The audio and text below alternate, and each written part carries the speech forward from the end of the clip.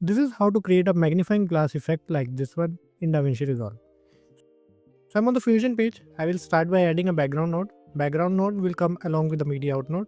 Now with the background node selected, I'll go to the inspector menu. I will click inside this color box and then I will change the color of the background to my liking. Now I will add a text node and I will connect the output of this text node to the output of the background node so that it merges into the pipeline through a merge node. Now with the text node selected, I'll go to the inspector menu. I will add my desired text and I will customize it using the desired font, color and size. Now I can generally control the size of the text through the layout and the transform parameters here, but for this particular effect which we are creating, we will need a separate transform node for that. So I will bring in a transform node and I will place it between the text and the merge node.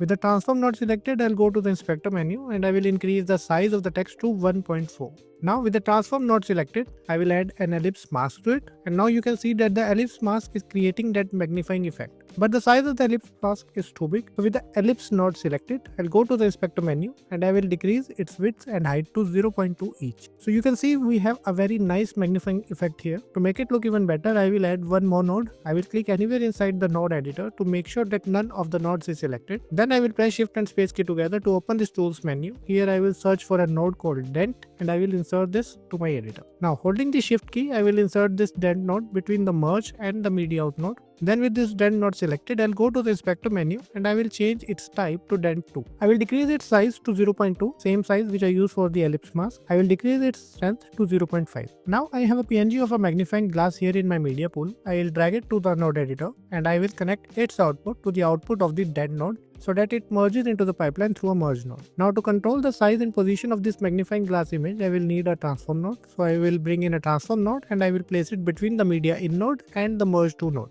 Now if I click on the ellipse node, you will see that the ellipse mask and the magnifying glass are not perfectly aligned with each other. So I will click on the transform 2 node. Then by changing the value of size and center parameters, I will align the magnifying glass perfectly with the ellipse mask. I might have to switch a couple of times between the ellipse node and the transform node to make sure that the magnifying glass and the ellipse mask are perfectly aligned with each other. Now everything is aligned perfectly with each other, but if I select the ellipse node and using its center parameters, I move the ellipse mask to a new position, you will see that only the mask is moving, magnifying glass and the dent node are not moving. So to resolve this issue, we will use expressions to connect everything else to the ellipse mask so that when we move the mask, everything else moves along with it. So to do that, I will firstly select the ellipse node and in the inspector menu, I will click on the spin button so that the properties of the ellipse mask will always be visible here in the inspector menu. Now I will select the transform 1 node. In the inspector menu, I will right click on pivot. I will click on expression. Then I will connect its plus button to the center property of the ellipse mask. Then I will select the dent node. I will right click on its center property. I will choose expression.